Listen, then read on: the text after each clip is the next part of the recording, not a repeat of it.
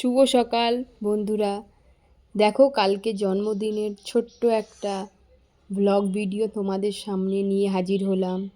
আশা রাখবো প্রত্যেকে পুরো ভিডিওটা দেখে সুন্দর গঠনমূলক কমেন্ট করে যাবে, আর যদি ভালো লেগে থাকে প্লিজ একটু শেয়ার করে দিও।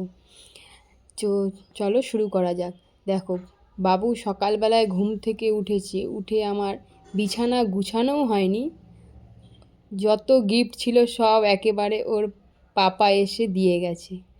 পেয়ে খুব আনন্দ। তারপর দেখো, এই গানটা আমি ওকে গান পেয়ে বেজায় খুশি, কারণ আমার কাছে ও গান গিফট চেয়েছিল। আমি বললাম ঠিক আছে নাও। এইবার দুপুরবেলায় এই সব ওর জন্য একটু আয়োজন করা হয়েছিল।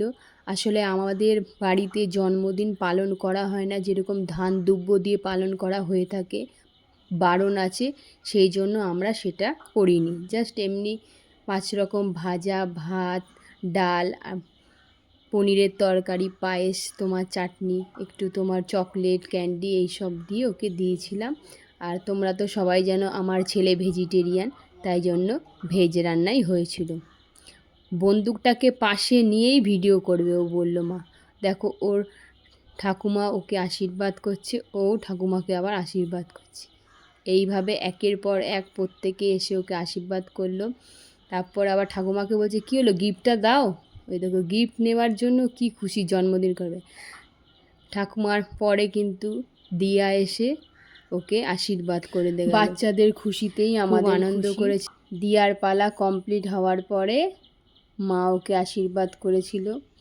তো তোমার দুপুরবেলায় ওর বাবা আর দাদু ছিল না, কাজে বেরিয়েছিল, সেই জন্য ওরা কিন্তু আশীর্বাদ করতে পারেনি। যাই হোক, আশীর্বাদ তো আগে দিয়েই রেখেছে। দিয়ার থেকেও গিফট নিয়ে নিল। এইবার মায়ের পালা। আমি আর কি করব বলো, প্রদীপ দিয়ে আশীর্বাদ, ওকে তো সব সময় আমি আমার আশীর্বাদ ওকে দিয়েই রেখেছি, যাতে খুব ভালো হয়, বড় মানুষের মতো মানুষ হতে পারে। আর কি চাই। তোমরাও প্রত্যেকে কিন্তু খুব আশীর্বাদ করো আমার ছেলেকে। আর কালকে আমি বেশি কারোর বাড়ি যেতে পারিনি, অ্যাক্টিভ ছিলাম না। তো প্রত্যেকে তোমরা আমার ছেলেকে উইশ করেছো, যারা যারা উইশ করেছো তাদেরকে অসংখ্য ধন্যবাদ। ধন্যবাদ বলে ছোট করব না। যাই হোক, প্রত্যেকে পাশে ছিলে, আমি খুব খুশি হয়েছি।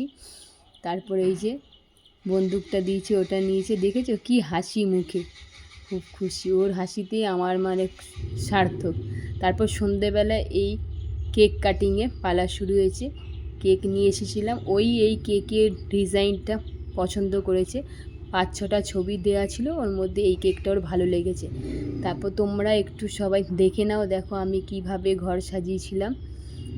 বললাম আমাদের বাড়ির সামনে পার্ক আছে, তোমরা তো জানোই। তো ওইখানে কত বাচ্চারা খেলতে আসে, ওদেরকে তখন ডাকলাম, বললাম আয় তোরা। ওদের নিয়ে আনন্দ করেছে ছেলে, আমাদেরও খুব ভালো লেগেছে। কারণ যেহেতু সানডে ছিল, অত কাউকে ডাকা হয়নি। তারপরে দেখো, ভগবানের সবাই দর্শন করে নাও, খুব সুন্দর করে সাজানো হয়েছিল ঠাকুরকে।